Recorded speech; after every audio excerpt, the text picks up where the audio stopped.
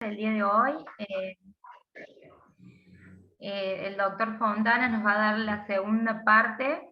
Ya hablamos sobre electrocardiograma normal, hablamos de cómo usar el electrocardiógrafo también, cómo poner las derivaciones, así que había que repasar esa clase, volver, pasamos el link de YouTube donde quedó grabada, y hoy vamos a hablar sobre patologías las más frecuentes.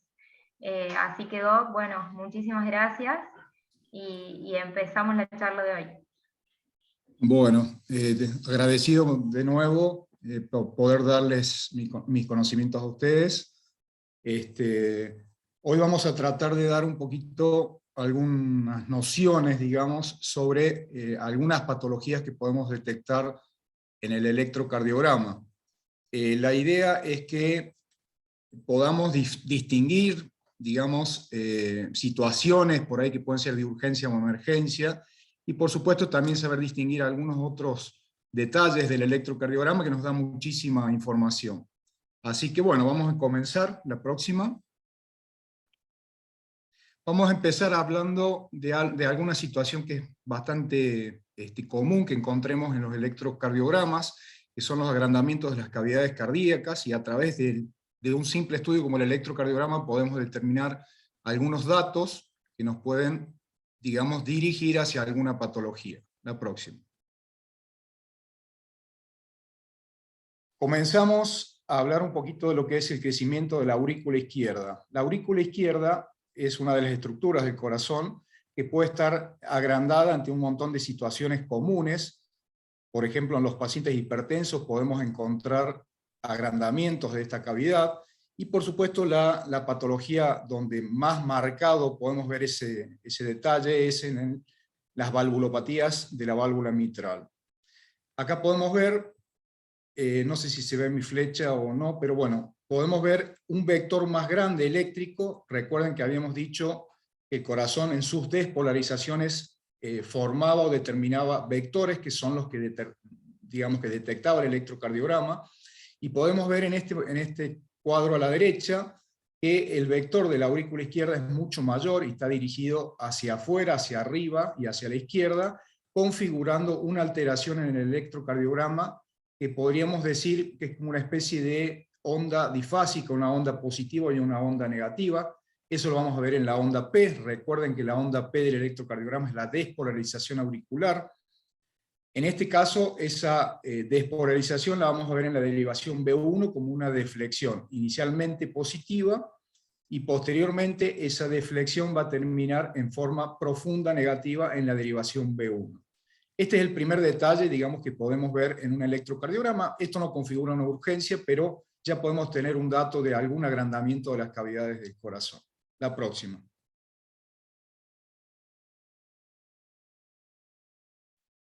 En este caso, lo mismo del lado derecho, podemos tener un montón de patologías que pueden aumentarnos el tamaño de la aurícula derecha, todos los pacientes que presentan EPOC, los pacientes que presentan problemas pulmonares, se transmiten las patologías a las cavidades derechas y básicamente a la aurícula derecha.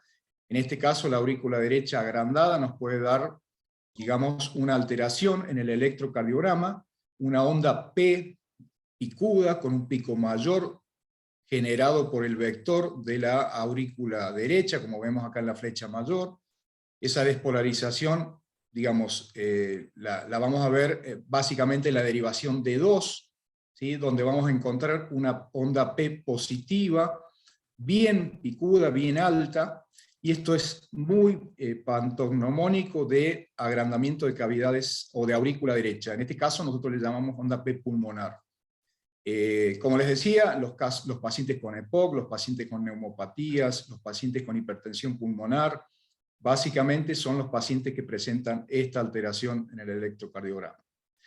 Yendo un poquito a lo que es las cavidades ventriculares, podemos encontrar hipertrofias del ventrículo izquierdo. Esto es muy común que lo podamos ver, donde vamos a encontrar un electrocardiograma con un dato característico que es el QRS. Recuerden, el QRS era la despolarización ventricular. Vamos a encontrar ese QRS ensanchado y agrandado por el mayor contenido de masa miocárdica. ondas R con elevaciones en las derivaciones izquierdas. Recuerden, las derivaciones izquierdas eran D1 a BL, B5 y B6, como podemos ver en el dibujo al lado derecho.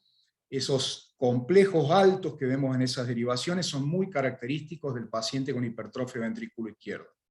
Hay otras alteraciones que podemos ver en el electrocardiograma, como son cambios en la repolarización, podemos ver ondas T negativas, el segmento ST algo supradesnivelado o infradesnivelado, y por supuesto alteraciones en el eje eléctrico del corazón.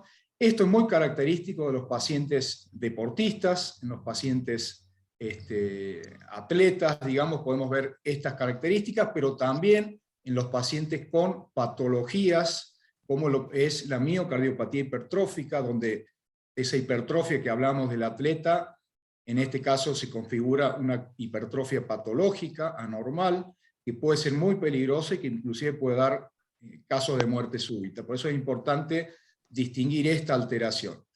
Es muy común que podamos tener en un paciente atleta un electrocardiograma con ondas R muy elevadas, pero muy rara vez vamos a ver las alteraciones de la repolarización, como si las vamos a ver en estos pacientes con la miocardiopatía hipertrófica, que es una patología hereditaria del corazón, donde hay engrosamiento anormal de las paredes, y que puede llevarnos, digamos, a tener un paciente que pueda tener una muerte súbita. Así que es importantísimo que podamos distinguir este electrocardiograma y veamos las derivaciones B4, B5 y B6, donde ahí vemos la alteración característica de esta afección. Otras patologías que nos pueden dar esto son la hipertensión arterial, también en casos severos, maltratados, digamos, podemos tener un electrocardiograma patológico de estas características, y también lo podemos ver en los pacientes, bueno, como les decía recién, los pacientes atletas y los pacientes con una valvulopatía aórtica, como sería la estenosis aórtica, cuando la válvula aórtica está obstruida. La siguiente, por favor.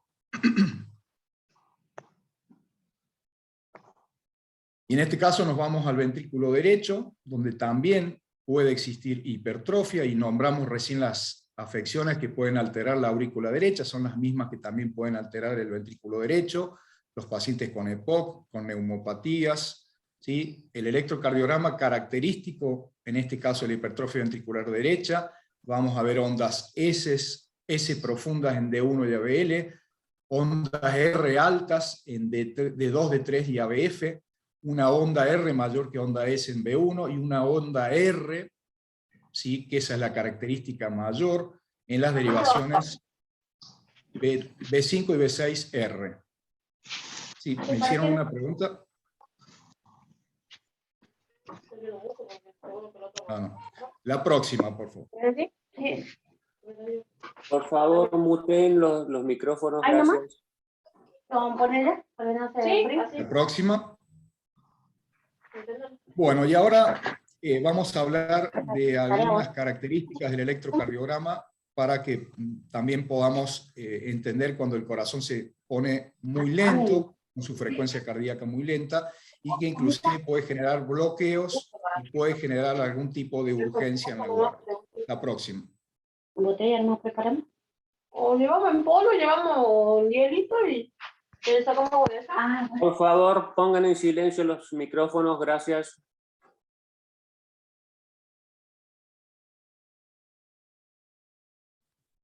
¿Me escuchan ahí? Perfecto. Bien, vamos a hablar ahora de las bradicardias. La bradicardia sinusal se define como la frecuencia cardíaca menor de 60 latidos por minuto.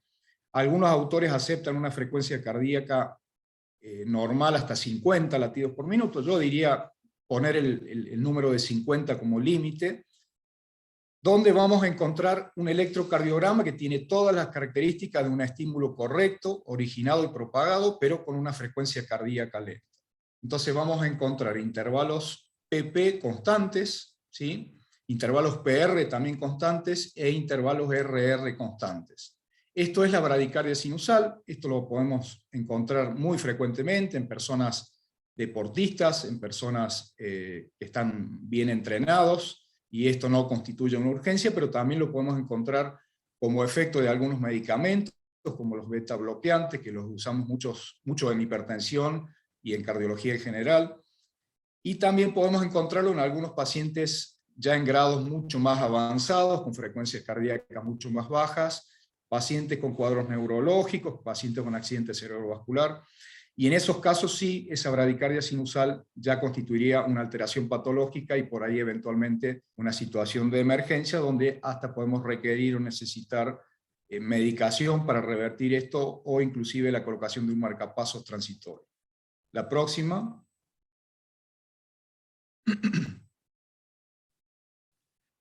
Vamos a describir también una alteración que se llama pausa sinusal, que se incluye dentro de las enfermedades del nódulo sinusal.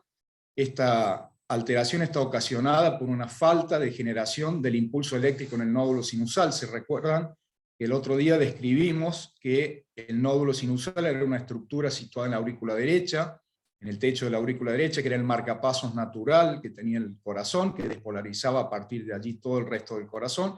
Y bueno, en este caso esa estructura puede estar enferma, puede constituir lo que se llama una enfermedad del nódulo sinusal, y por momentos afectar la generación del impulso eléctrico, y en este caso vamos a ver el electrocardiograma con una pausa característica, un alargamiento del intervalo entre dos ondas P, como podemos ver acá abajo en el electrocardiograma, y que da la impresión que falta un complejo QRS en el medio. Esto es por ahí una situación que no constituye una emergencia o una urgencia, pero por ahí nos puede estar avisando que el paciente ya está sufriendo alguna afección en su nódulo sinusal y que eventualmente podemos encontrarnos complicaciones. La próxima.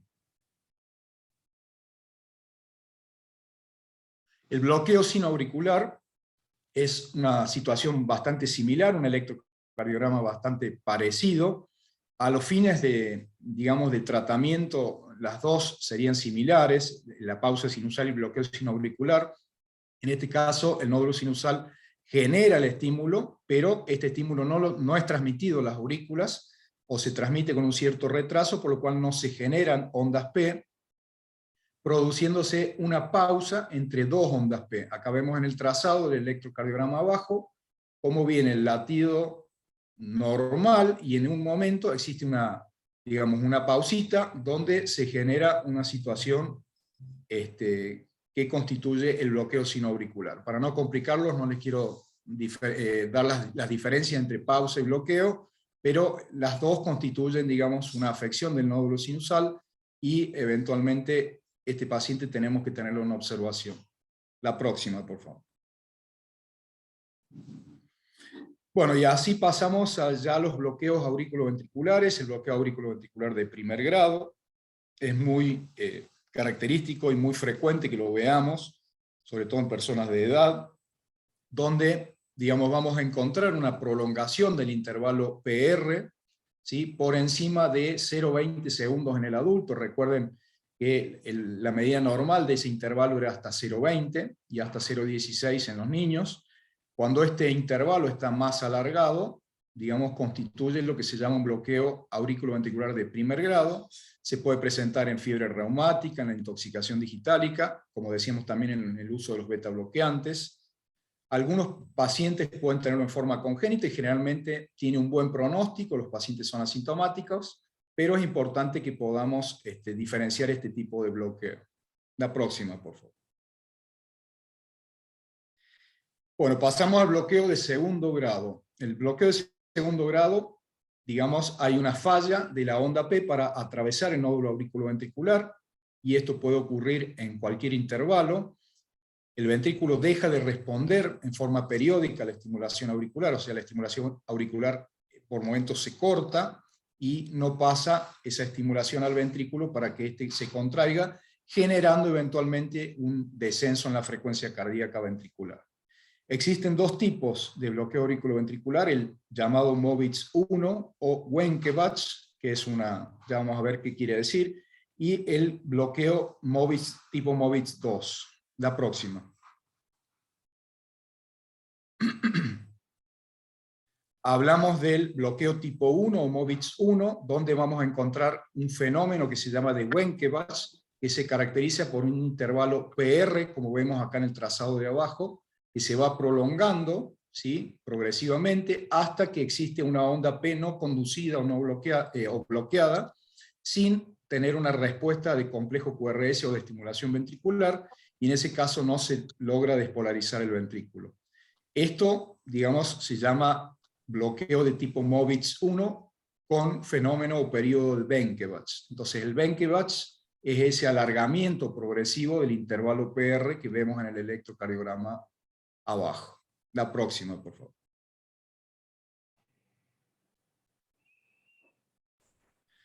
Vamos a describir el bloqueo auriculoventricular de segundo grado, tipo Movitz 2, ¿sí? Donde vamos a ver que las ondas P son conducidas al complejo, al ventrículo, a través de un intervalo PR constante, y de golpe una onda P no se conduce al ventrículo, como vemos en el electrocardiograma abajo, y en ese caso vamos a encontrar una onda P súbitamente, digamos, bloqueada, que no conduce al ventrículo. En este caso, este es el bloqueo Movitz tipo 2, y este bloqueo, digamos, puede evolucionar a un bloqueo mucho más grave, mucho más complejo, y es importante tener en cuenta que el paciente, digamos, de acuerdo a las manifestaciones clínicas que pueda manifestar o darnos, este paciente puede evolucionar a un bloqueo, como decía, más grave, y podemos tener a mano, digamos, un marcapasos transitorio, porque este paciente se nos puede, digamos, descompensar en cualquier momento. Entonces, por eso es importante diferenciar este tipo de bloqueo. Así que bueno, entonces dijimos, bloqueo auriculoventricular de segundo grado, tipo Movitz 1, con alargamiento progresivo del PR, el Movitz 2, con un, digamos, no hay alargamiento del PR, pero súbitamente se produce un bloqueo de una onda P, como vemos en el electrocardiograma. Pasamos a la próxima. Bueno, y acá describimos el bloqueo B completo, que esto sí constituye una situación de urgencia que tenemos que prestarle atención. Generalmente el paciente puede venir con una frecuencia cardíaca muy baja, puede tener alguna descompensación hemodinámica, por lo cual tenemos que estar preparados con un marcapasos transitorio para, digamos, tratar este tipo de bloqueo. En este bloqueo hay una disociación completa entre aurículas y ventrículos. Vamos a ver que las ondas P, como vemos en el electrocardiograma, van por su lado, y los complejos QRS van por su lado. Entonces acá hay una disociación total entre aurícula y ventrículo, y como les decía recién, esto constituye una urgencia o emergencia en la guardia.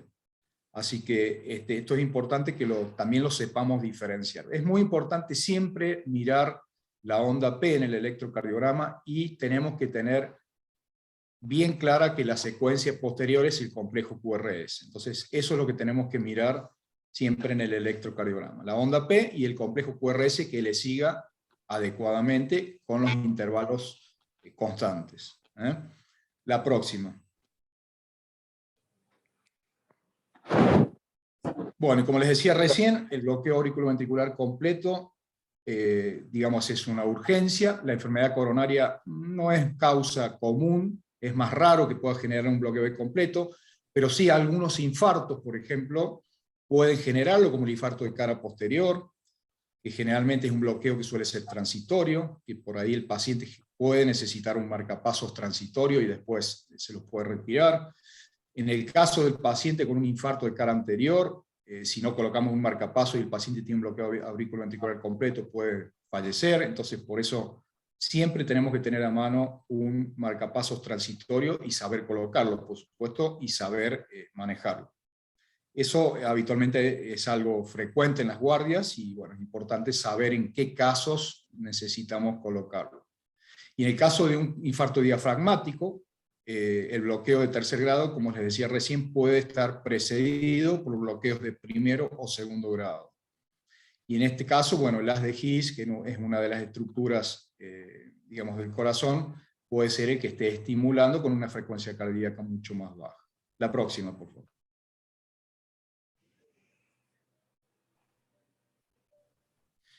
Bueno, y esto es un resumen de lo que les explicaba recién. La parte superior del trazado es el bloqueo auriculoventricular de primer grado, donde vemos una prolongación del intervalo PR, pero esta prolongación es constante. En el segundo trazado vamos a ver el bloqueo AB de segundo grado con fenómeno de Benkebatch, donde tenemos un alargamiento progresivo de esos intervalos PR, hasta generar una onda P que no conduce. En el tercer trazado vemos un intervalo PR constante y de golpe una onda P que no conduce, el bloqueo de segundo grado tipo MOVIX 2. Y por último, en el último trazado vamos a ver una disociación total entre aurículas y ventrículos que constituye el bloqueo de tercer grado. Recuerden la indicación de marcapasos en este caso. La próxima, por favor. Otra cosa que podemos encontrarnos en la guardia es evidenciar en el electrocardiograma complejos QRS con mucho ancho, que sean muy anchos esos complejos, y eso nos tiene que llamar la atención, y esto básicamente nos va a generar dos alteraciones, el bloqueo de rama derecha y el bloqueo de rama izquierda. Entonces, cuando tengamos un complejo QRS bien ensanchado, tenemos que ir a apuntarle a alguna de estas dos afecciones. En este caso vamos a empezar a describir el bloqueo de rama derecha. Lo más característico es evidenciar en la derivación B1 y B2 una M, ¿sí? No sé si lo alcanzan a ver en el electrocardiograma, vemos una configuración de M, donde, digamos, eso nos está avisando que el paciente tiene un bloqueo de rama derecha. Recuerden las estructuras del corazón en la parte de los ventrículos. El corazón se estimulaba a través de unas estructuras que se llamaban ramas. Existía una rama para el lado derecho y una rama para el lado izquierdo, y a su vez la rama del lado izquierdo se dividía en dos hemirramas. Ya vamos a verlo enseguida. En este caso, el paciente de rama derecha también tiene cambios secundarios en la repolarización, tiene un eje eléctrico desviado a la derecha, una onda P pulmonar, como dijimos recién, por agrandamiento de aurícula derecha, y esto lo vamos a ver muy seguido o muy frecuente en pacientes con EPOC, pacientes chagásicos. Es una de las alteraciones más características del paciente chagásico. Esto es muy, probablemente vean mucho en la zona donde ustedes trabajan, porque la situación del Chagas probablemente sea muy frecuente allí. Lo mismo en los pacientes fumadores. Así que bueno, esto, saber diferenciar lo que es un bloqueo de rama derecha. La próxima.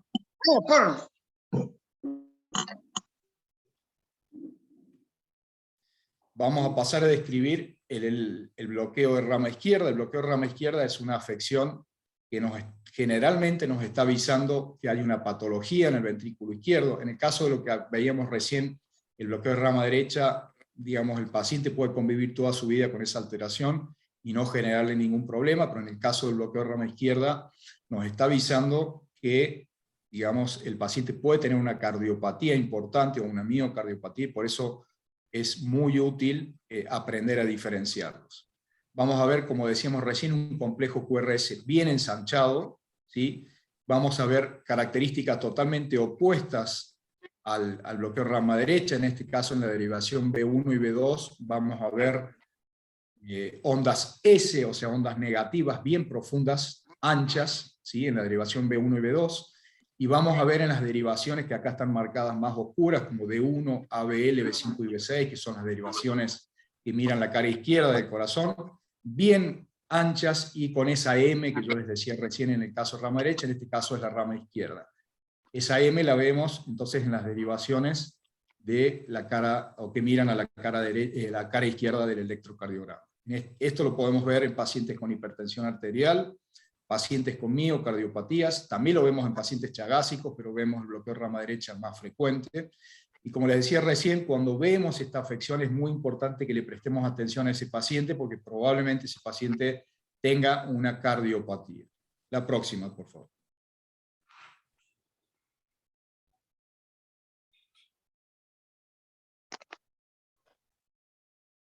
Como les decía recién, la rama izquierda se divide en una hemirrama anterior y una hemirrama posterior en la zona de los ventrículos, y la alteración en la hemirrama anterior constituye o configura el hemibloqueo anterior izquierdo, algo que vemos muy frecuentemente, muy común en el electrocardiograma.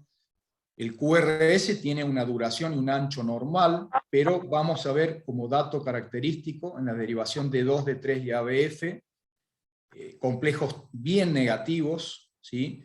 Y vamos a ver una desviación del eje eléctrico más allá de los menos 45 grados, bien desviado a la izquierda, que esto, digamos, es cosa de todos los días en consultorio, en pacientes hipertensos, pacientes fumadores, pacientes chagásicos también podemos ver esta afección.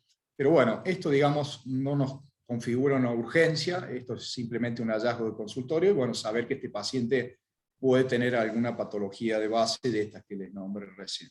La próxima.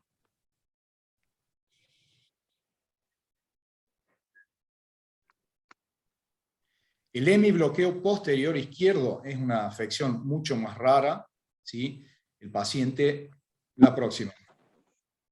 Ahí. No, dos más.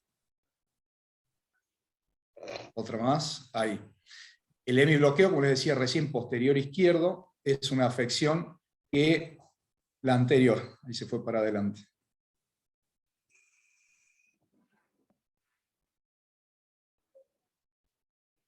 A ver la anterior. Bueno, se los comento rápidamente. Que el hemibloqueo posterior izquierdo es mucho más raro. Ahí lo podemos ver. El QRS no es ancho, pero vamos a ver una desviación del eje eléctrico bien hacia la derecha, más de 100 grados, ¿sí? Y vamos a ver como característica un componente bien positivo en las derivaciones de 2, de 3 y AF, y una imagen de tipo RS en la derivación de 1 y ABL, como podemos ver en el electrocardiograma. Eso es lo más característico del hemibloqueo posterior izquierdo. Es bastante raro de ver, pero lo tenemos que describir porque también lo podemos ver en cualquier electrocardiograma. La próxima.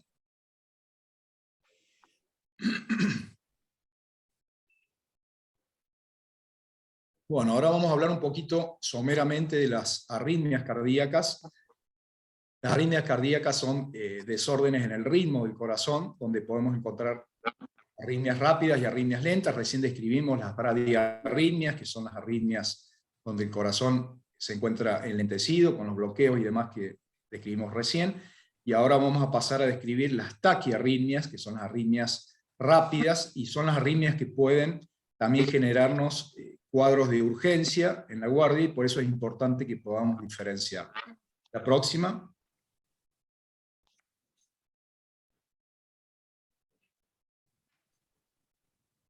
Bueno, recordemos que el ritmo sinusal, en el ritmo sinusal las ondas P precedían a cada complejo QRS, el ritmo habitualmente es regular, la frecuencia cardíaca oscila entre 60 a 100 latidos por minuto, eso es lo normal que vamos a ver en los pacientes sin patología.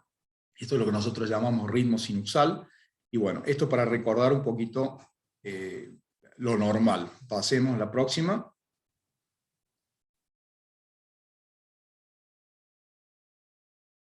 Bueno, la bradicardia sinusal, que ya la describimos recién, ondas, en este caso vamos a hablar algunas bradiarritmias, pero de vuelta repasamos la bradicardia sinusal. Las ondas P preceden al complejo QRS, los intervalos PR son normales, la conducción auriculoventricular es 1 a 1, y la frecuencia auricular, como decíamos recién, menor a 50 latidos por minuto. La próxima, por favor.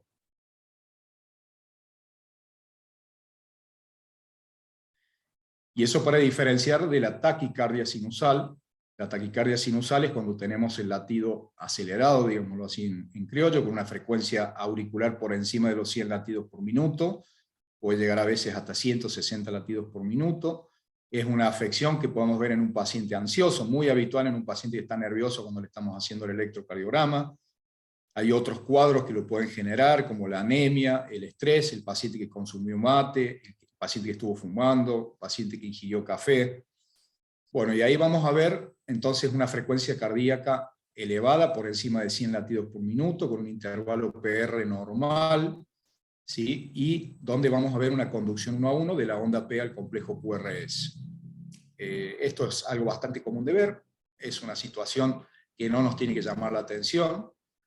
Probablemente el paciente que veamos con esto, lo más probable es que esté un poco ansioso, y es muy frecuente que lo veamos. La próxima.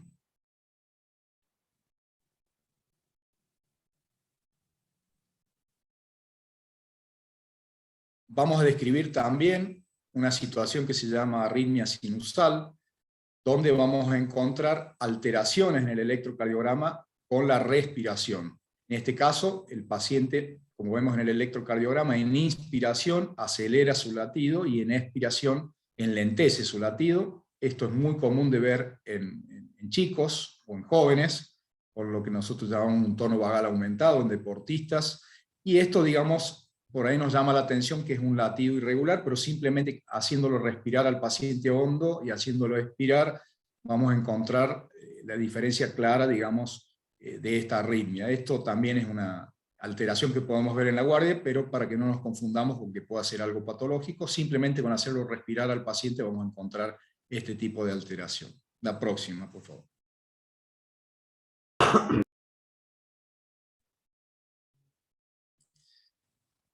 Bueno, lo próximo que vamos a ver son las extrasístoles auriculares. Las extrasístoles son latidos que se anteponen al ritmo normal, que se intercalan, digamos, dentro del ritmo normal, que es muy común también que lo veamos, y en este caso son latidos auriculares prematuros, o nosotros también les llamamos despolarizaciones auriculares prematuras. Vamos a ver, como vemos en el trazado de abajo donde está la flecha, una onda P, de distintas características a la onda P precedente, ¿sí? Con un complejo QRS similar a los complejos anteriores. Esa onda, como decimos, esa onda P es totalmente distinta a la onda sinusal, y el intervalo PR puede estar un poquito prolongado. Esto se llama extrasístole auricular, y digamos, así solita no configura ninguna urgencia para preocuparnos. Es simplemente una arritmia que puede ser muy relacionada con estrés, o con el paciente por ahí que estuvo fumando, o por ahí básicamente un paciente joven puede tener esto. La próxima. Bueno, y ahora pasamos a describir lo que nosotros llamamos taquicardias supraventriculares. Esto también es algo bastante común que podamos ver en la guardia.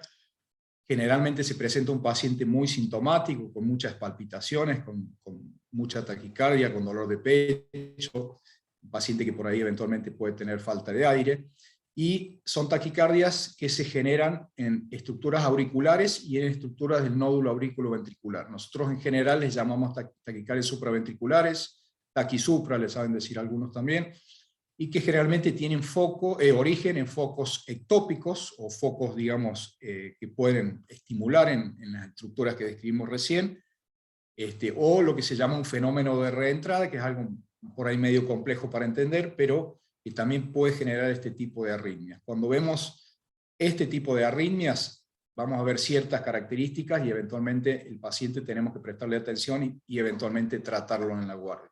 La próxima.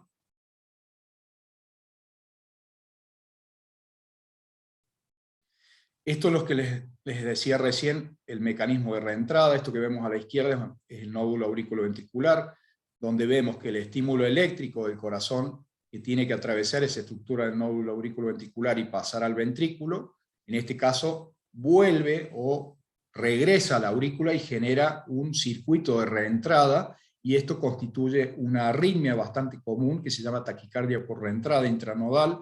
Como vemos en el electrocardiograma, es una taquicardia muy rápida que puede descompensarlo al paciente y que necesita un tratamiento relativamente urgente.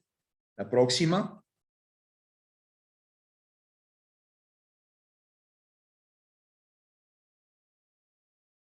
Acá lo vamos a describir un poquito mejor. Es una arritmia originada en un circuito de reentrada rápido, con una frecuencia cardíaca entre 160 a 240 latidos por minuto. Se caracteriza por situaciones de paroxismo, o sea que puede aparecer y finalizar en forma abrupta. La frecuencia ventricular, como decíamos, entre 160 y 240, con un ritmo regular. No vamos a encontrar la onda P dentro del electrocardiograma, puede inclusive estar dentro del QRS, pero no la vamos a ver en un electrocardiograma de superficie. Sí vamos a ver esos intervalos RR bien parejitos, iguales, y como decíamos recién, son arritmias que debemos tratarlas. Inicialmente hacemos lo que se llaman maniobras vagales, hacemos estimulación carotidia. Muchas veces con esa simple estimulación carotidia el paciente puede revertir esta arritmia o llegar a necesitar una medicación. En este caso utilizamos una medicación que se llama adenosina, inmediatamente saca al paciente de la arritmia. Casos extremos donde el paciente está muy descompensado, llegamos a requerir cardioversión eléctrica. La próxima.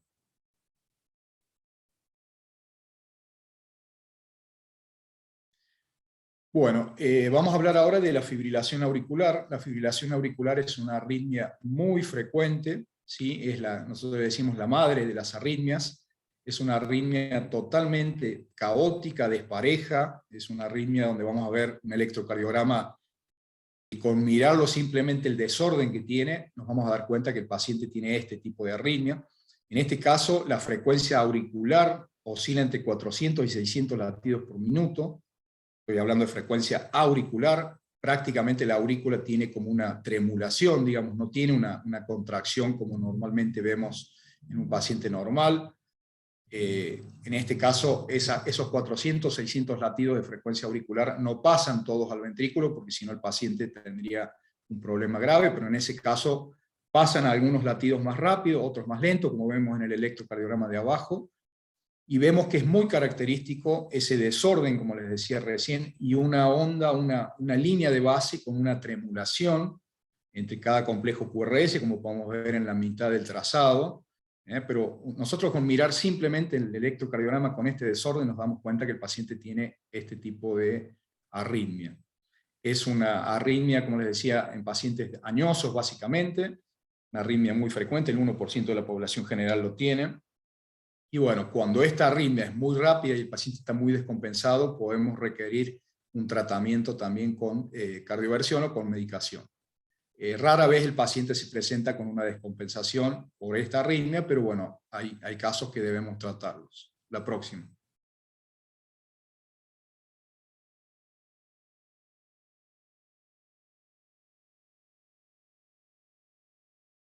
Acá lo vemos con más detalle. Vamos a ver que el paciente o el electrocardiograma no presenta ninguna onda P.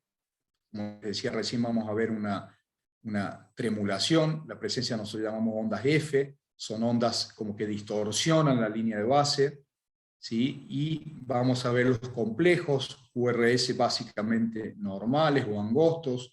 Por ahí podemos ver algún complejo un poco más ancho, pero totalmente irregular, como les decía recién, los intervalos RR totalmente irregulares. Y bueno, esta arritmia en sí, digamos, no constituye una urgencia, pero sí debemos saber que este paciente puede presentar, a consecuencia de esa tremulación en la aurícula, puede presentar o puede formar un coágulo en esa aurícula, y ese coágulo puede migrar y generar un accidente cerebrovascular. Entonces, por eso es muy importante diferenciar o distinguir esta arritmia, que potencialmente puede ser grave por generar esos cuadros embólicos, básicamente accidente cerebrovascular. También puede haber otro tipo de embolias, pero esta arritmia puede generar que se formen coágulos o émbolos dentro de la aurícula y generar esta migración y esta afección, como les decía yo, de embolización a distintas estructuras. Es muy común los pacientes con ACV que puedan presentar esta arritmia,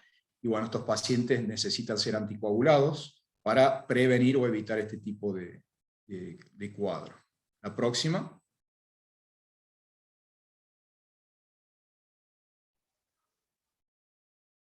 Bueno, vamos a describir el flutter o aleteo auricular, que es otra arritmia también de la zona de las aurículas, donde vamos a ver que el paciente tiene una frecuencia auricular alta, de 250 a 350 latidos por minuto. Los complejos QRS son angostos, pero a diferencia de la fibrilación auricular, esta arritmia es mucho más regular.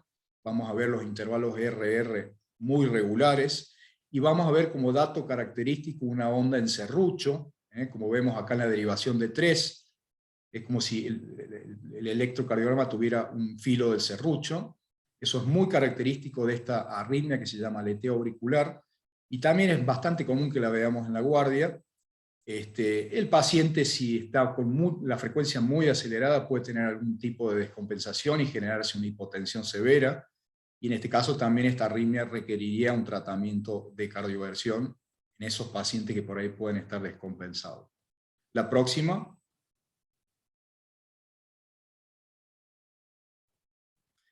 Bueno, hacemos una pausita acá de electrocardiogramas y mostramos algunos métodos con los cuales nosotros estudiamos a las arritmias. El Holter cardíaco es un estudio que tenemos siempre a mano en pacientes por ahí que presentan síntomas y que no podemos determinar en el momento con el electrocardiograma la arritmia que pueda tener ese paciente. Entonces colocamos este sistema, durante 24 horas se registra un electrocardiograma en el paciente, y a través de este estudio podemos, digamos, evaluar mejor durante un día al paciente, si el paciente nos manifiesta síntomas mejor, y podemos encontrar allí arritmias que no vemos en el electrocardiograma de un momentito, digamos, que tenemos en el consultorio o en la guardia para ver al paciente, y podemos allí encontrar arritmias que no distinguimos en otro momento. Entonces, por eso este estudio es muy útil, y es un arma que tenemos en el consultorio para evaluar mejor arritmias cardíacas.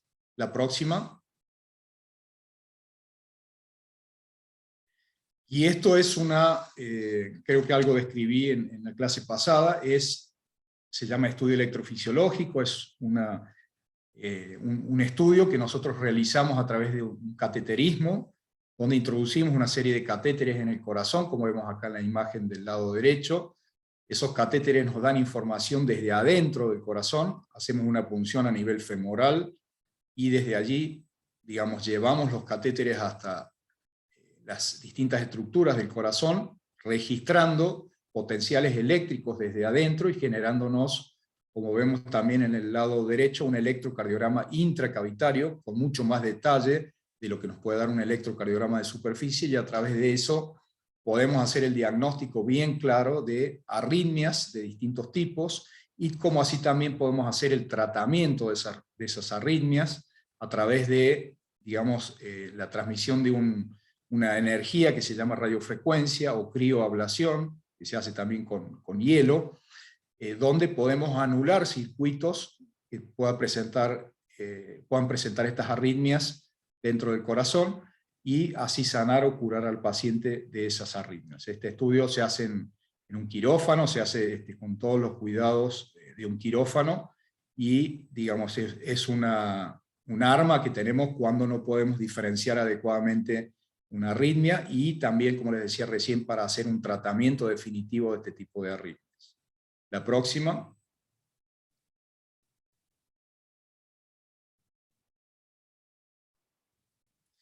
Y ahora pasamos a la parte ventricular. La parte ventricular del corazón sabemos que es la más importante. Sabemos que ambos ventrículos, ventrículo izquierdo y ventrículo derecho, tienen una masa cardíaca mayor, digamos, y por eso es muy importante en el latido cardíaco, y por eso es importante también que sepamos diferenciar las arritmias en estas estructuras. Generalmente las arritmias ventriculares constituyen urgencias o emergencias, entonces acá debemos actuar mucho más rápido. Pero bueno, vamos a empezar diferenciando las más básicas, digamos, que son las extrasístoles ventriculares, algo que podemos ver muy frecuente en el electrocardiograma. Vamos a ver, como vemos en el electro de abajo, un ritmo irregular, donde vamos a ver latidos más anchos que se nos interponen entre los latidos normales. Esos latidos más ensanchados son latidos, pueden ser precoces, que tienen una morfología bizarra, donde el complejo es bien ancho. Generalmente la polaridad de la onda T es inversa al QRS normal, y esto también es bastante común que lo podamos ver en cualquier paciente. Generalmente pacientes jóvenes pueden tener esto sin tener ningún problema cardíaco. Lo podemos ver también en pacientes muy ansiosos, pacientes, bueno, como decía recién, tabaquistas, hipertensos. Es algo que vemos bastante frecuente, y que, digamos así, solo no configura una urgencia. Y bueno, este paciente es bueno estudiarlo, observarlo, pero no debemos actuar inmediatamente. La próxima.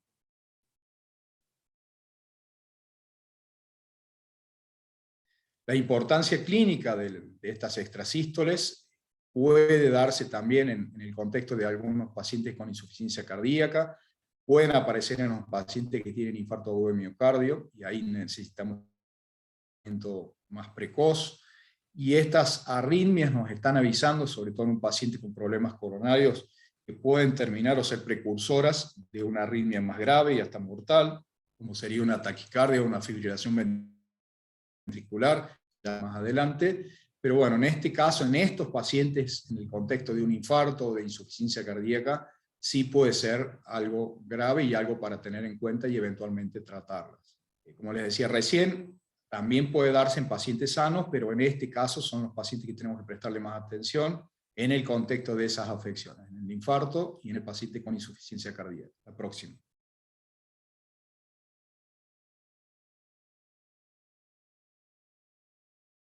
Y en el caso de las extrasístoles ventriculares, las extrasístoles ventriculares pueden aparecer en forma apareada, como vemos en el electrocardiograma, formando lo que se llaman duplas o dupletas. Ahí esa arritmia, digamos, ya empieza a aparecer más seguido. Cuando aparecen dos seguidas hay que prestarle atención. En este caso, en el trazado de arriba, el paciente tiene lo que se llama también bigeminia.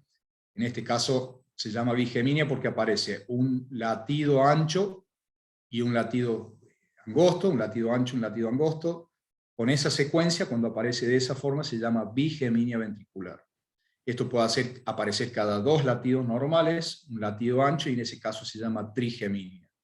Pero bueno, en este caso vemos la aparición de 2 complejos anchos juntos, simultáneos, eso se llama dupla, y hay que prestarle atención a esto porque bueno, acá el paciente puede ya presentar algún tipo de complicación. La próxima.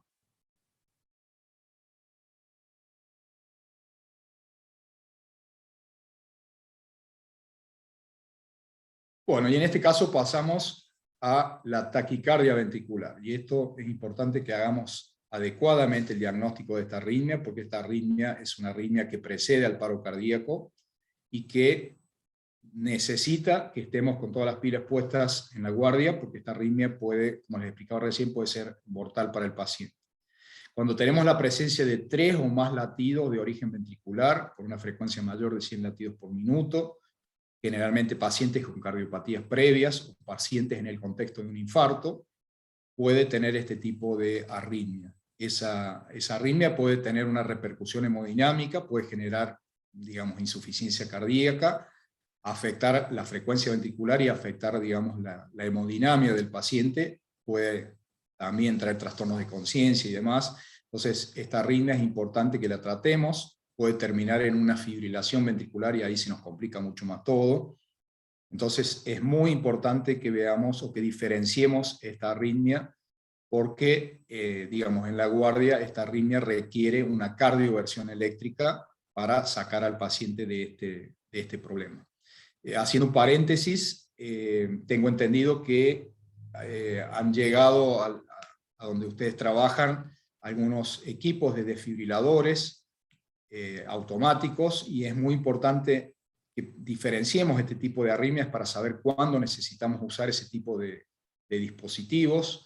Los desfibriladores externos automáticos, digamos, son armas de mucho uso y que nos puede ayudar en este caso de los pacientes con este tipo de arritmias.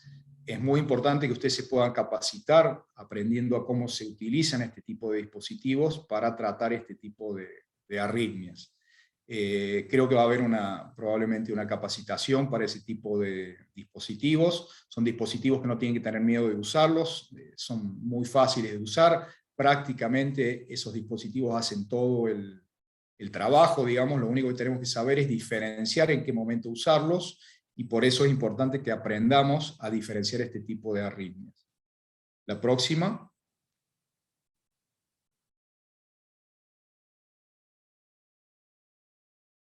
Como les decía recién, el diagnóstico electrocardiográfico de la taquicardia ventricular, una frecuencia por encima de 100 a 220 latidos por minuto, con un ritmo regular, donde no vamos a ver onda P, eso es muy característico, y vamos a ver estos complejos bien ensanchados, ¿sí?, con mucha frecuencia cardíaca, y esos complejos anchos y esa taquicardia y la falta o la no presencia de onda P nos está constituyendo el diagnóstico claro de una taquicardia ventricular.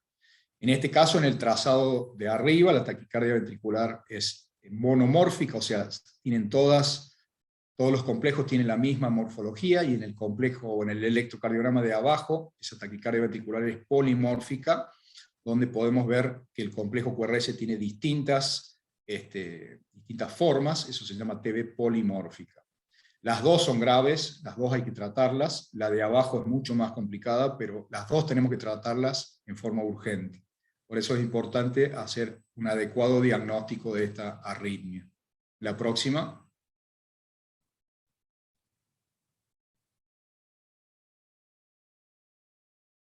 Bueno, y pasamos a la arritmia más grave de todas, que es la fibrilación ventricular, donde hay un cese de la actividad contráctil del corazón. El corazón prácticamente tiene una tremulación, no se contrae, no se estimula.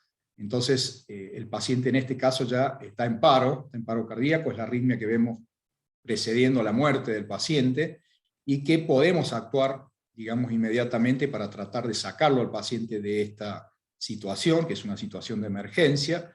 Vamos a ver un electrocardiograma totalmente irregular, donde no vamos a diferenciar una onda P, un QRS, vamos a ver una línea totalmente desordenada.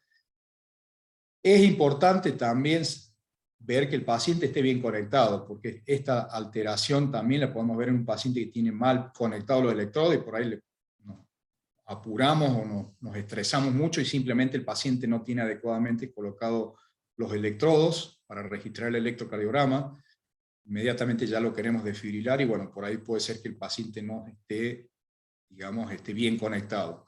Por supuesto, el estado de conciencia del paciente con esta arritmia inmediatamente va a ser, nos va a hacer dar cuenta que esto es una emergencia. El paciente inmediatamente tiene pérdida de conocimiento, convulsiones y demás. Entonces, esta situación, repito, no hay una función cardíaca, no hay pulso, no hay latido.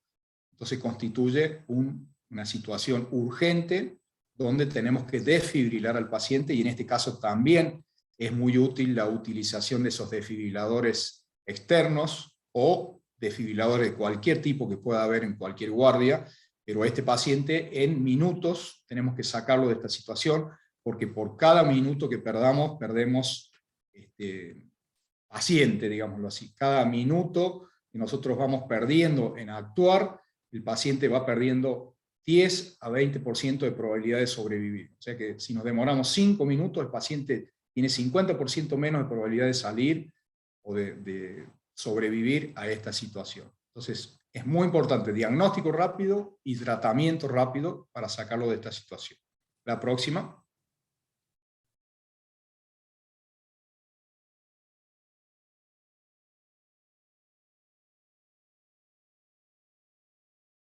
Bueno, esto es como les decía recién, cada minuto de demora del paciente equivale a perder 10% de chance de revertir esa fibrilación y de que el paciente sobreviva, y en este caso el tratamiento es de fibrilación eléctrica, no hay otro tratamiento, y la sobrevida depende mucho de la precocidad de la desfibrilación. O sea, acá no hay que tener miedo a actuar, hay que tener miedo a no hacer nada, como digo yo.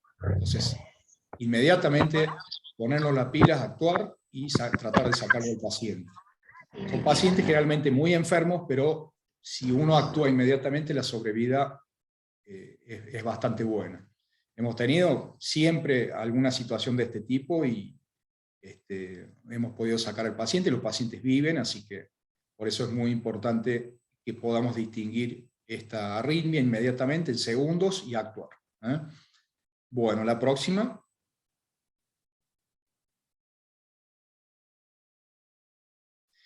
Bueno, esta es una situación por ahí que es medio difícil de explicar, pero que también se las tengo que nombrar porque también puede constituir una urgencia en la guardia. Existe una alteración que a veces suele ser, o que la mayoría de las veces suele ser congénita, donde existe yo lo describo como un caminito más que tiene el corazón entre las aurículas y los ventrículos, una vía accesoria, donde el estímulo eléctrico puede atravesar esa estructura y generar lo que nosotros llamamos un síndrome de Wolff-Parkinson-White o síndrome de preexcitación. En el electrocardiograma, como vemos en la imagen, tenemos un intervalo PR alterado, donde tenemos una onda P que inmediatamente se junta con el complejo QRS. No hay un retraso entre la aurícula y el ventrículo, o sea, el estímulo eléctrico pasa por esa vía accesoria a gran velocidad, sin pasar por el nódulo auriculoventricular, y puede generar ese tipo de afección que se llama síndrome de Wolff-Parkinson-White. La próxima.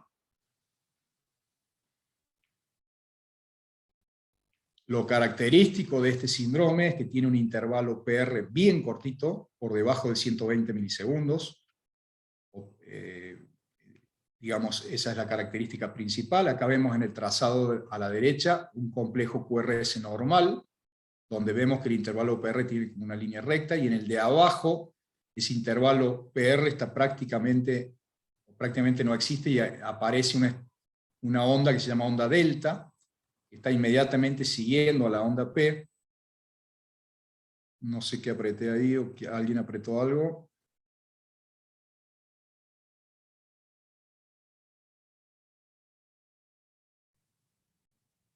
Bueno, seguimos. Entonces, como les decía, el intervalo PR cortito, con la onda delta y el complejo QRS ancho, nos está constituyendo este síndrome de Wolff-Parkinson-White, que por ahí, digamos, lo podemos encontrar también en la guardia. La próxima. Y en este caso, esta es la urgencia que puede tener ese síndrome de Wolff-Parkinson-White. Puede generar una arritmia muy rápida, o sea, esa misma fibrilación auricular que yo les describí inicialmente en la aurícula, en un paciente con este tipo de síndrome puede generar una emergencia, una urgencia, donde el latido cardíaco es muy acelerado y puede terminar con un paro cardíaco. Este paciente también requiere cardioversión porque probablemente esté muy descompensado y su latido cardíaco es muy rápido. Entonces, en este caso también tenemos que actuar rápido, y por ahí a veces podemos encontrarnos con esta arritmia, pero por ahí sin saber que el paciente tiene este síndrome, o el mismo paciente o algún familiar puede describirnos, digamos, o darnos algún dato de esta situación. La próxima. Bueno, y acá vamos a hablar un poco de síndromes coronarios, también para que sepamos un poco diferenciar algunos hallazgos electrocardiográficos en estos pacientes.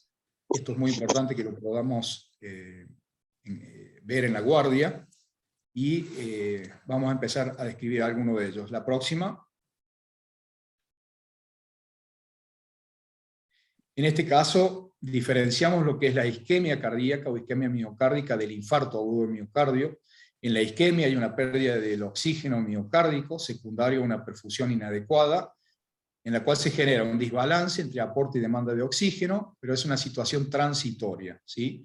Y la diferencia con el infarto agudo de miocardio es una obstrucción o disminución brusca del flujo sanguíneo, secundario a una oclusión arterial trombótica, y que generalmente evoluciona a la necrosis o a la muerte del tejido miocárdico, y se genera por una isquemia miocárdica prolongada, no reversible. En el caso de la isquemia es algo reversible, en el caso del infarto es algo irreversible. La próxima. Y en el caso de la isquemia miocárdica, el paciente nos refiere un fuerte dolor de pecho tipo opresivo, ¿sí? Y eso nos está hablando que el paciente tiene una angina inestable, generalmente se manifiesta como un proceso de isquemia aguda, y podemos encontrar algunas alteraciones en el electrocardiograma, pero digamos, no hay elevación del segmento ST, que eso es lo característico del infarto, que ya lo vamos a ver después, y tampoco tenemos la presencia de elevación de marcadores bioquímicos, o sea, no hay un daño miocárdico permanente. El paciente, digamos, es un paciente con isquemia o con angina de pecho, pero que no llega a la evolución del infarto. La próxima. ¿Y qué es lo que vamos a ver en el electrocardiograma de estos pacientes? Si la isquemia es de la parte subepicárdica, vamos a ver ondas T negativas, como vemos a la izquierda, esas ondas T bien profundas y negativas. Y en el caso de que la isquemia sea subendocárdica, o sea, de la capa interior del corazón, vamos a ver ondas T positivas y muy picudas, como vemos en el lado derecho de la diapositiva. La próxima. Y en el caso que ya se genera la lesión miocárdica, como hablamos recién, el infarto agudo de miocardio, digamos, corresponde a un grado más sostenido de esa isquemia que decíamos recién. También puede ser subendocárdica y subepicárdica, y si no actuamos en este momento, el paciente evoluciona a una necrosis y a una, digamos, evolución de muerte celular del miocardio, donde ya no podemos, digamos, recuperar ese músculo cardíaco. La próxima. ¿Y qué vamos a ver en el electrocardiograma? Vamos a ver, en el caso de la lesión subepicárdica, un cuadro muy característico del electrocardiograma, que es el supradesnivel del segmento ST, como vemos en el lado izquierdo de la diapositiva.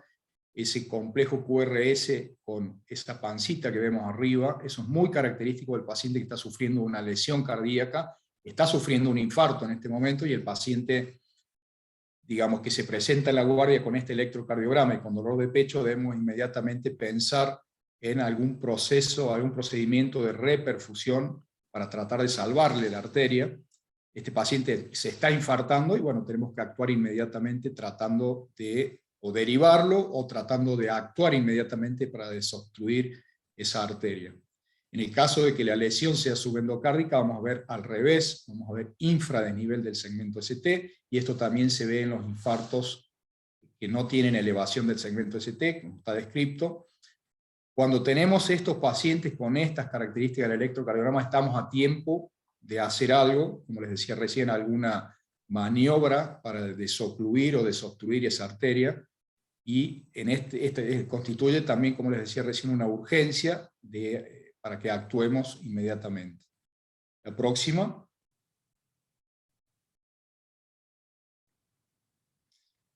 Acá vemos característico de la lesión aguda, la elevación del segmento ST, ahí lo describen en color verde. En cualquier derivación, en la derivación ABR se puede ver en un electrocardiograma normal una elevación de este tipo, muy mínima, pero no nos tiene que confundir. Generalmente tenemos que tener 2 o más derivaciones con esta elevación del segmento ST, y en este caso, que nos encontremos con esto, más el paciente que nos está diciendo que le duele el pecho, hacemos el diagnóstico de infarto agudo de miocardio. La próxima. Lo mismo para la lesión subendocárdica, hay un infradesnivel, o sea, un descenso del segmento ST, en cualquier derivación de ABR, excepto ABR, perdón, y representa evolución más avanzada de la isquemia aguda, y bueno, este paciente también se está infartando, también es importante que actuemos inmediatamente. La próxima.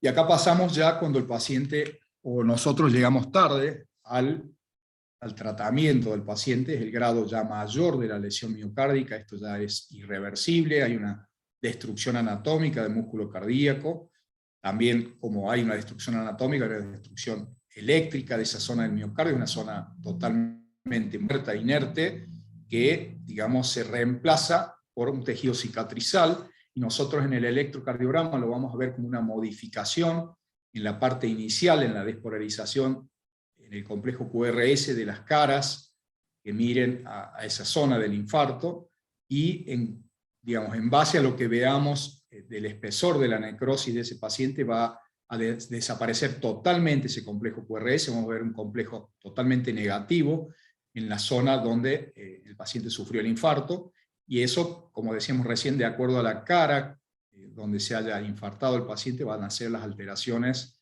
que vamos a ver en el electrocardiograma. La próxima.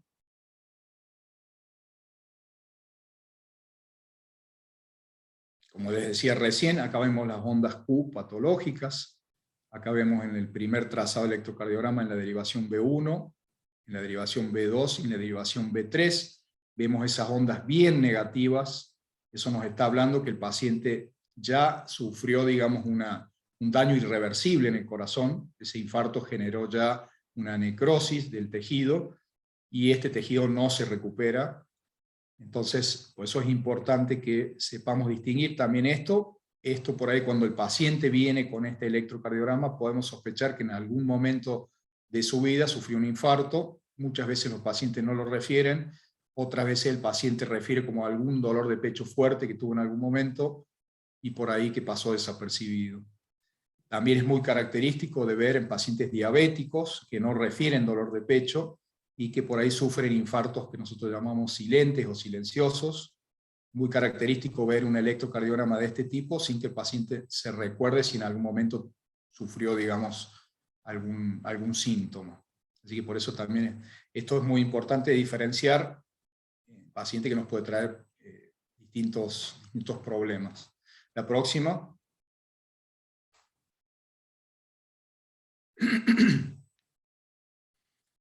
Esto un poquito para que repasemos lo que hablamos recién, la isquemia, donde vamos a estudiar la morfología en la onda T, ¿sí? Simetría, sentido, amplitud. La próxima. Cuando ya aparece la lesión, o sea, la isquemia ya se hace más prolongada, empieza a aparecer la lesión, vamos a evaluar el segmento ST del paciente, como decimos recién, el supradesnivel del segmento ST, en los pacientes con lesión subepicárdica, y el infradesnivel del segmento ST en los pacientes con lesión subendocárdica, y la posterior evolución, la próxima, cuando ya tenemos la necrosis, donde vamos a estudiar la magnitud y la amplitud en la onda Q en el electrocardiograma. Acá tenemos los 3 grados de alteración coronaria, de acuerdo a su evolución, de la isquemia a la necrosis. Esto como para repasar un poquito los hallazgos electrocardiográficos en los síndromes coronarios. La próxima.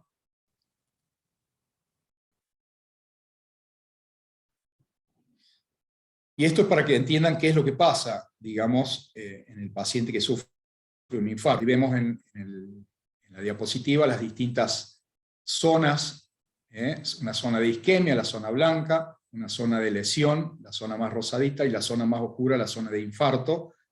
Pueden convivir las 3 afecciones, digamos, simultáneamente en el corazón. La zona de infarto, la zona más oscura, la zona de necrosis, donde ese músculo cardíaco ya no se recupera, y podemos ver a la derecha de esos trazados electrocardiográficos las distintas evoluciones que describimos recién.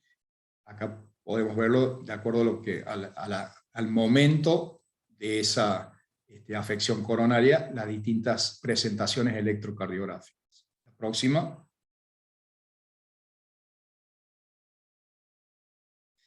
Esto para salir un poco del electrocardiograma, recordemos que la necrosis miocárdica, que comienza con un origen isquémico, suele ser secundaria a una oclusión trombótica de una arteria coronaria, es la causa número 1 de muerte a nivel mundial, paciente con infarto agudo de miocardio. Y tenemos 3 criterios para hacer el diagnóstico: el paciente que viene con un dolor de tórax bien típico, opresivo, retroesternal, irradiado a brazo, a cuello, a mandíbula. Los marcadores de necrosis, que son las enzimas cardíacas que nosotros solicitamos en el paciente y que el bioquímico inmediatamente nos tiene que informar. Y por último, los cambios electrocardiográficos que describimos recién. Y bueno, eso, digamos, estos 3 criterios que vemos acá son los criterios que nos están llevando a que el paciente haya sufrido un infarto, y que, bueno, la evolución posterior, como les decía recién, va a depender mucho de que actuemos rápido o no. La próxima. Repito el cuadro clínico, un cuadro de dolor de tórax, que puede ser en reposo de ejercicio, de más de 20 minutos de duración, un dolor retroesternal opresivo, irradiado, como vemos a la izquierda, y a veces con presentaciones atípicas, como el epigastrio, en la espalda, en la mandíbula. Esto también puede darnos un paciente que se está infartando. Entonces, para describir un poquito también el cuadro clínico. La próxima. Y este es el electrocardiograma de acuerdo a la evolución que va teniendo el paciente. Vemos a los 30 minutos el supradesnivel bien agudo, a las 3 horas el supradesnivel comienza a bajar, pero ya empieza a instalarse una onda Q. Al segundo día de la evolución del infarto ya hay predominantemente ondas Q en el electrocardiograma y el supradesnivel ya bajó. Y en el paciente crónico ya vamos a ver esa onda Q instalada definitivamente, con alguna alteración en la repolarización del paciente que ya evolucionó su infarto. La próxima.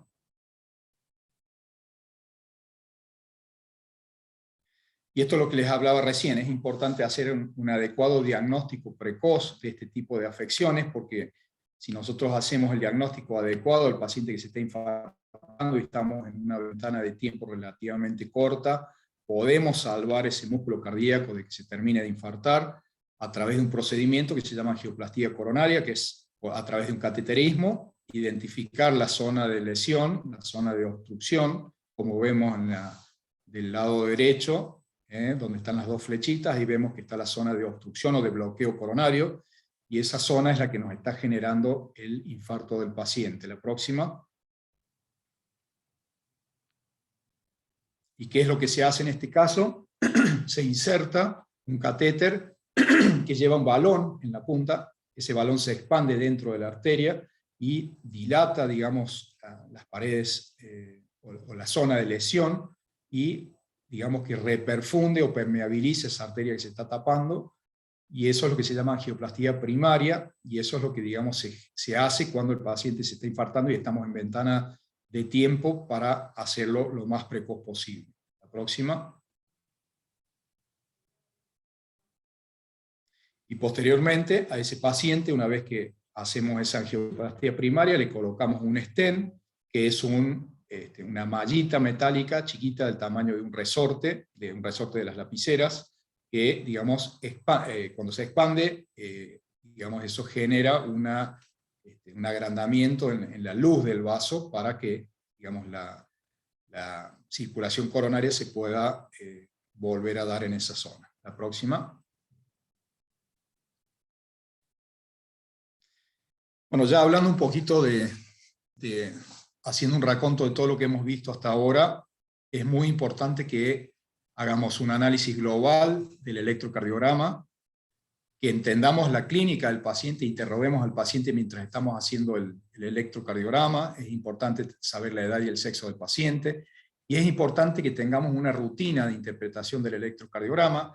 Por supuesto, muchas veces una cosa es hacerlo en consultorio cuando estamos tranquilos y el paciente nos da tiempo, y otra cosa es cuando el paciente nos está generando una urgencia, una emergencia, y tenemos que actuar rápidamente, interpretando la situación, haciendo un correlato con la clínica. Por eso es muy importante, bueno, saber diferenciar las distintas situaciones que nos puede generar el electrocardiograma, que nos puede informar, y por eso saber interpretar sobre todo el concepto de urgencia en base a lo que encontremos, a lo que interpretemos del electrocardiograma. La próxima. Y esto creo que se lo dije en la primera charla. La rutina de interpretación constituye el análisis del ritmo, calculamos la frecuencia cardíaca, medimos los distintos intervalos, intervalo PR, complejo QRS, el cálculo del eje eléctrico, el cálculo del intervalo QT, y un análisis general del trazado electrocardiográfico en base a si presencia o no de arritmias, de bloqueos y demás, de todo lo que vimos hoy. La próxima. Y bueno, cuando la situación nos da, hacemos un informe de este electrocardiograma. Este es un informe de mi consultorio, donde incluimos todos estos datos que decíamos recién, los datos personales, edad, sexo, fecha, obra social, motivo del estudio, y tenemos una rutina de interpretación, digamos, desde qué tipo de ritmo tenemos, qué frecuencia tenemos, el eje eléctrico, y empezamos a describir las distintas ondas del electrocardiograma, los distintos intervalos, los distintos segmentos, y sacamos una conclusión del trazado una vez que terminemos de interpretar todo esto. Les repito, esto lo hacemos en consultorio tranquilo, en la guardia no nos da tiempo de hacer un informe de este tipo, pero tenemos que hacer un diagnóstico de situación rápido para actuar inmediatamente. La próxima. Creo que era la última. Bueno, hasta acá hemos llegado, entonces esto es someramente lo que es la interpretación del electrocardiograma. Hay muchísimo más para aprender, pero bueno, yo traté de darle lo más básico y lo que más les puede ayudar en la guardia, lo más urgente sobre todo.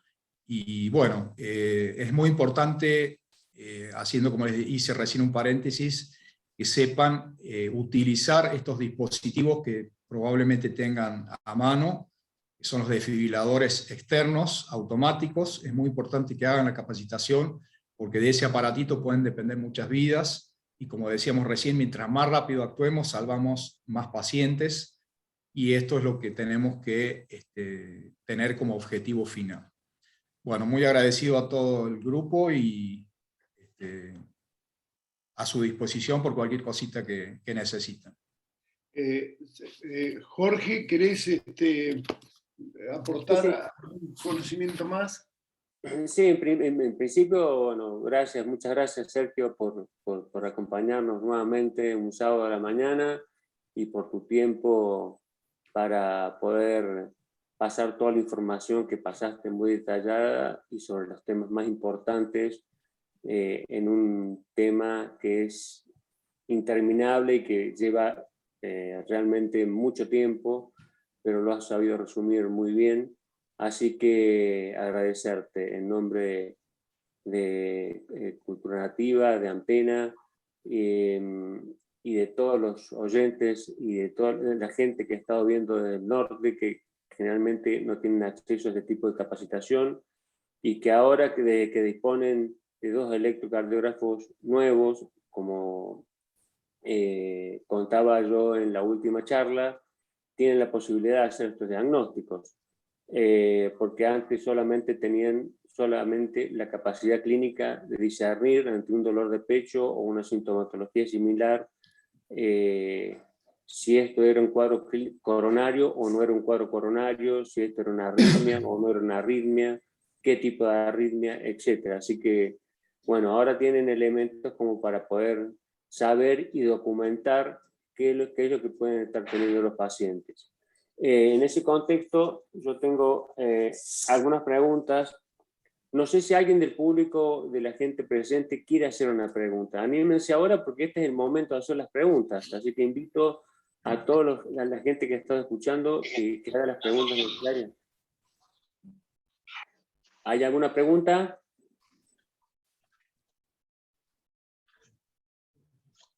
Bueno, yo sí voy a hacer preguntas. Hablaste del bloqueo de AB de primer grado, el bloqueo AB de segundo grado.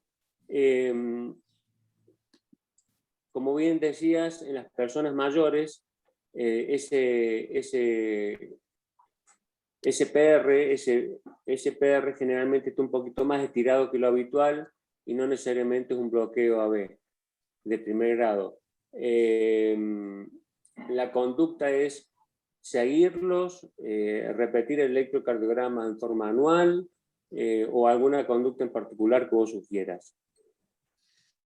En los pacientes añosos podemos encontrar ese tipo de bloqueos, digámoslo así por definición. Eso generalmente tiene que ver con envejecimiento del tejido auriculoventricular. No es, digamos, una afección que requiera actuar de inmediato, pero es un paciente que tenemos que seguirlo, como vos decís, anualmente o cada 6 meses, hacer un control. No es muy frecuente la evolución a un bloqueo completo, pero nos está hablando que ese nódulo auriculoventricular tiene algún grado de enfermedad, entonces es importante tenerlo cerca, digamos, al paciente en controles periódicos de consultorio. Así que cada 6 meses o cada 1 año es el tiempo en el cual tenemos que hacerle un electro para ir vigilando ese intervalo. Bien, perfecto, totalmente de acuerdo.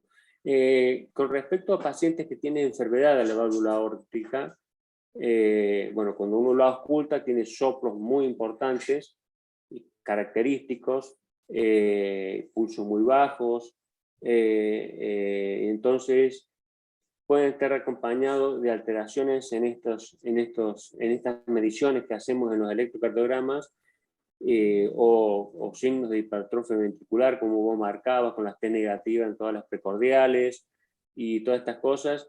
Eso nos puede estar haciendo sospechar, nos debe hacer sospechar de que ese paciente, aunque no haya dado ningún síntoma, lo puede dar, y entonces adelantarse y pedir los estudios necesarios correspondientes. Esas cosas también hay que tenerlas en cuenta, ¿verdad?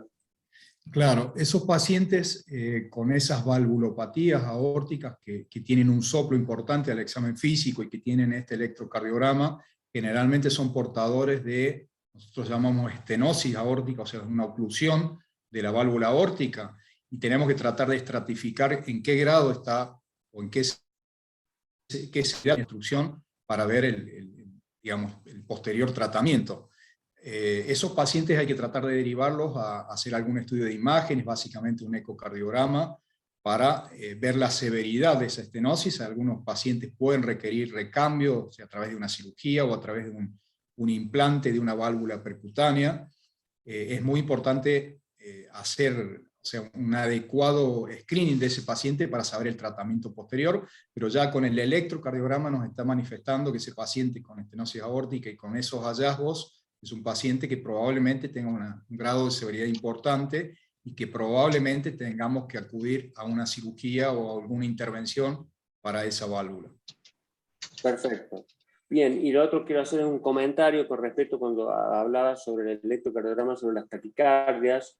comentarles que ya hay trabajos en donde las personas jóvenes, ¿sí?, hasta los 16 años, con cambios posturales, la frecuencia, y que han padecido COVID, o sea, post-COVID, esa frecuencia cardíaca en el cambio postural puede aumentar hasta 30 o 40 latidos por minuto, y en aquellas personas, en aquellos chicos menores de 16 años, hasta por encima de 40 latidos por minuto. Así que en pacientes con post-COVID, o sea, COVID tardío, las frecuencias cardíacas pueden subir en forma abrupta y circunstancial, y tienen que ver, hasta ahora, por lo que muestra este trabajo, es que simplemente va a ser una cuestión circunstancial, y hasta que todavía pase todo el proceso postinflamatorio del COVID, y hay que tenerlo en cuenta. Y esto especialmente en las personas jóvenes que refieren a estas cuestiones, y está totalmente documentado esto,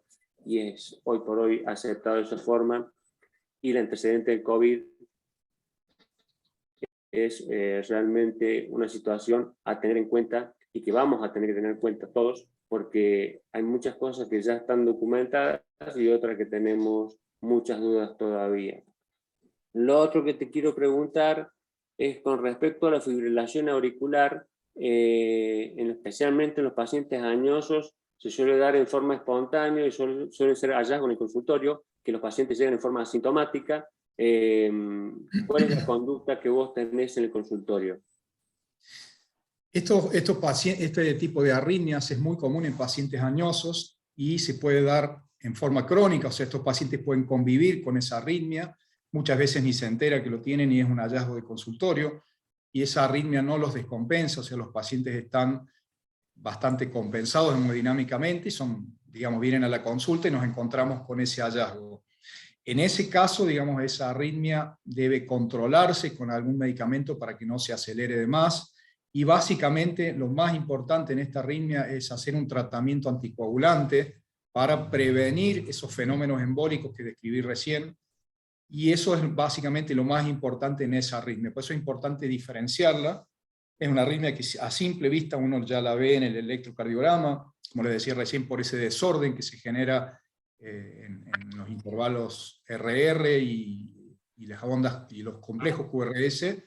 Entonces, por eso les digo, es muy importante hacer el diagnóstico, pero ese tipo de pacientes puntualmente, población añosa, puede convivir con esa arritmia, se llama fibrilación auricular crónica, y los tratamientos básicamente son a controlar la frecuencia y a dar una anticoagulación para prevenir fenómenos tromboembólicos.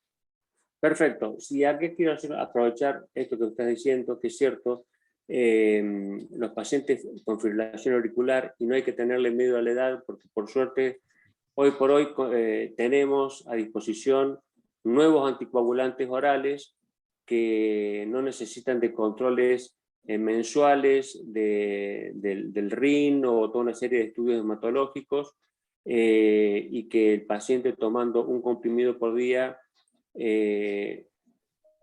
se protege de esos fenómenos embólicos que vos decías, y que, bueno, no tenemos que tener miedo, sino simplemente eventualmente controlar la función renal cada 6-7 meses y ver que esté dentro de la normalidad para que seguir con esa anticoagulación.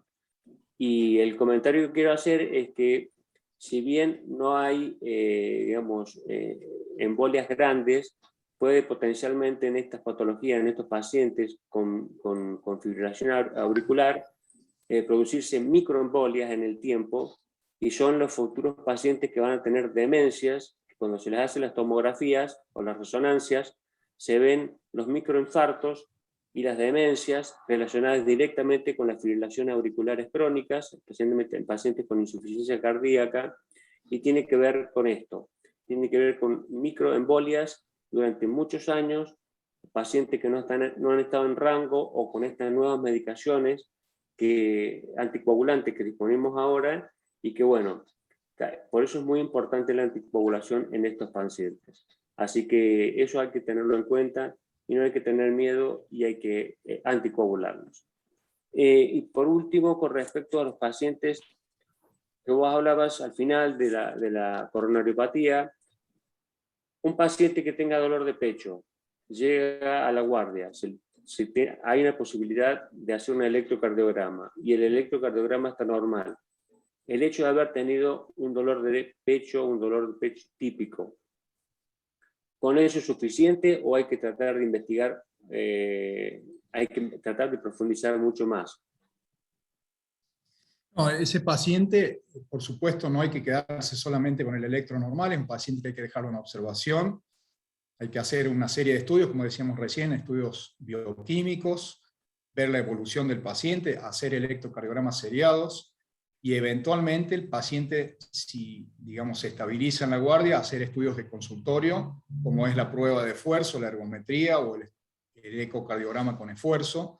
Son pacientes, digamos, que tenemos que seguirlo viendo, no quedarnos solamente con el electro normal.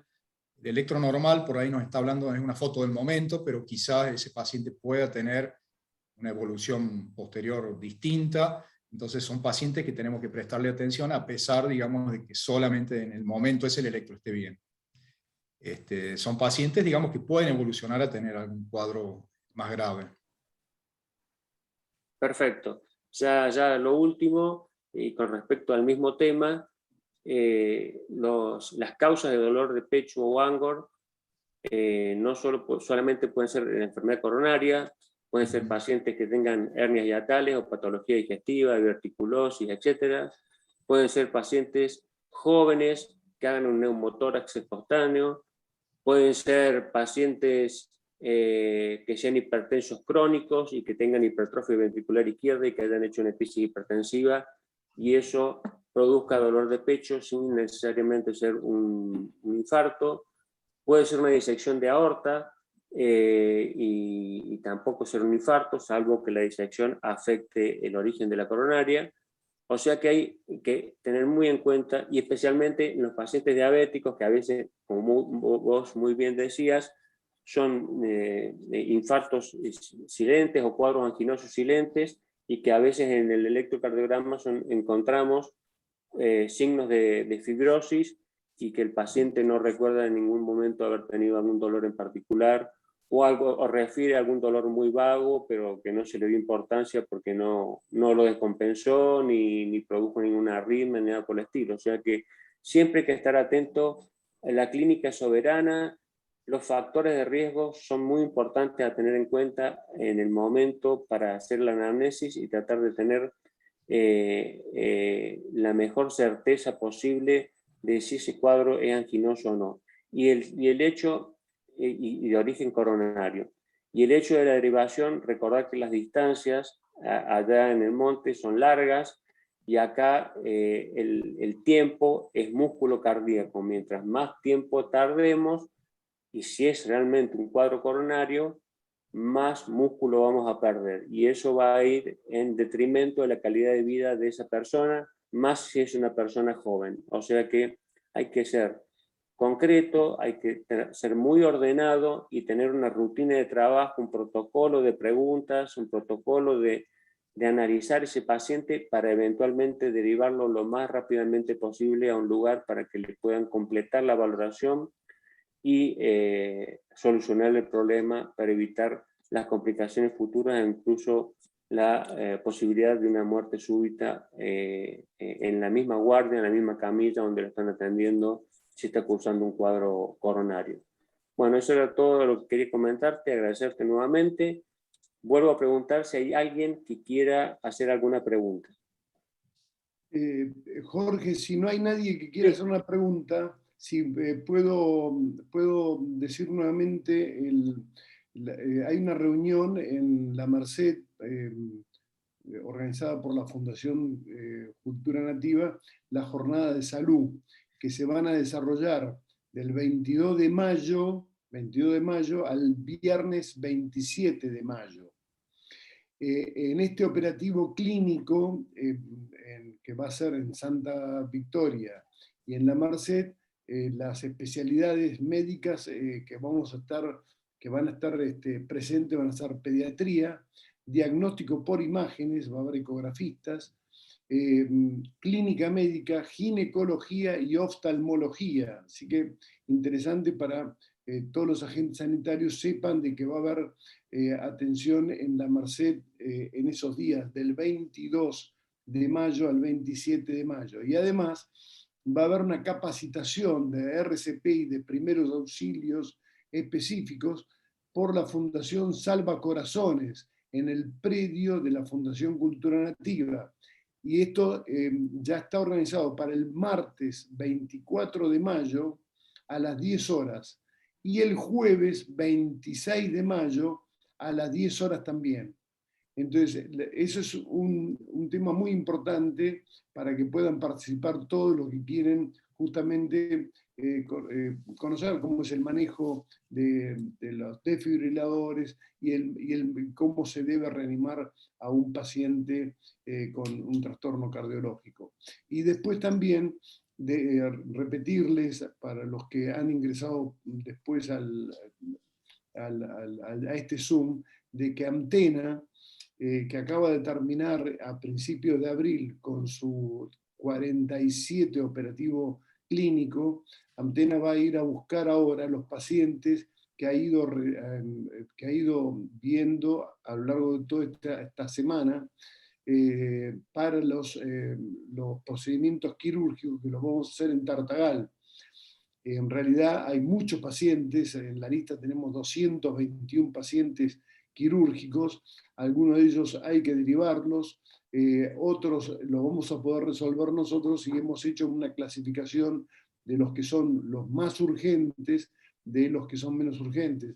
Pensamos en un número alrededor de 150 pacientes que vamos a poder operar en Tartagal en la semana del 28, sábado 28 de mayo al 4 de junio. Para lo cual yo voy a estar en Santa Victoria Este, en el convento de las Hermanas Misioneras Franciscanas, en Santa Victoria Este, ya desde el 24, para ir organizando la búsqueda de los pacientes en las diferentes comunidades. Entonces voy a necesitar, yo ahí en este chat del Zoom les pasé mi número de teléfono para que ustedes me vayan contactando, los agentes sanitarios, médicos o enfermeros de cada de las comunidades que hemos estado, para que me ayuden a organizar la búsqueda de los pacientes. Ustedes me pasan el número de teléfono y yo ya les voy diciendo en qué día vamos a estar en cada una de las comunidades. Les agradezco muchísimo y a Sergio, nuevamente, muchas gracias por tu participación tan clara, y acuérdense todos que todas estas capacitaciones se suben a YouTube y se pueden volver a leer y a escuchar todas las veces que uno quiera. Esto es lo bueno que se ha logrado en este tiempo de pandemia. En principio de abril estuve en el Hospital de Santa Victoria y tienen un lugar de reunión muy bueno. Realmente yo me pude conectar como si estuviera en Estados Unidos. La verdad que es una alegría y hay que empezar a utilizar más este tipo de reuniones para segundas opiniones, porque está Fundación Cultura Nativa, los integrantes médicos y enfermeros y los integrantes médicos y enfermeros de Amtena, estamos a disposición para segundas opiniones. Siempre hay incertidumbre frente a cuadros que uno por ahí puede, desde la distancia, sugerir lo que uno de realizar.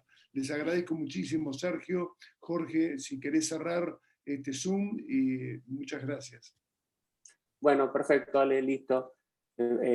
Sí, para cerrar, una sugerencia, ya cuando vayan, que estén ahora, sería muy importante que en cada movilización que hagan a las distintas comunidades, el DEA pueda ser llevado, porque nunca se sabe en qué momento se puede utilizar. Entonces, hablar con el responsable de la capacitación y a su vez también que alguien se haga responsable de los médicos cuando van a las distintas comunidades, llevar el DEA, tenerlo el DEA, porque nunca vamos a saber y estadísticamente algún día nos va a tocar tener una situación en donde vamos a necesitar el DEA y entonces Si lo tenemos, mejor. De nada nos sirve tenerlo en Santa Victoria si estamos en cualquier otra comunidad. Así que aparte de estos dispositivos, son todos movibles, se pueden llevar, van en una mochilita, hay que asegurarse que tengan la carga adecuada, tratarlos con el cariño que corresponde, porque son aparatos muy delicados, pero realmente son los que van a salvar la vida de una persona. Yo por mi parte nada más era esa sugerencia, y agradecer nuevamente a Sergio. Bueno, que tengan realmente una jornada fantástica. No voy a poder acompañarlos en este operativo clínico, pero como te decía, por vía WhatsApp, yo voy a estar con el celular abierto y atento a cualquier pregunta que quieran hacerme por videoconferencia o videollamada, perdón, ningún problema. Así que agradecer a todos los participantes, y seguiremos con con esta docencia continua a través del Zoom y que la tecnología nos permite, y estaremos en contacto en la próxima charla, que bueno, la coordinadora, la Eli, no sé cuál será cuando sigue y cuál es el tema. Creo que es justamente RCP IDEA, que va a dar este chico que se me fue el nombre, Gabriel creo que se llama. Carlos de Salva Corazones. Carlos, y que bueno, él sería bueno que para estos movimientos que tengan las distintas comunidades pudieran movilizarse con el DEA, como vuelvo a repetir, para tenerlo en un lugar seguro, y ojalá nunca se tenga que utilizar, pero las estadísticas marcan que en algún momento se va a tener que utilizar. Así que, bueno, esa es la última sugerencia como para cerrar. Ahí Clara Ríos pregunta cuál es el nombre del canal de YouTube. Vos le pusiste Amtena. ¿Es Amtena Capacitación o Amtena solo? Amtena solo. Igual yo les mando siempre, les mando el link con el certificado, se les envía el link de la capacitación y ahí pueden entrar y ver todos los que hicimos desde el 2020, 2021 y lo que llevamos del 2022. Todas las capacitaciones pueden ver ahí. Bueno. Muchas gracias, Sergio, por la participación y gracias, Jorge, por ser el anfitrión. Muchas gracias. Saludos a todos. Chao, Ale, querido. Saludos. Gracias, Ale. Hasta luego. Saludos a todos. Hasta luego.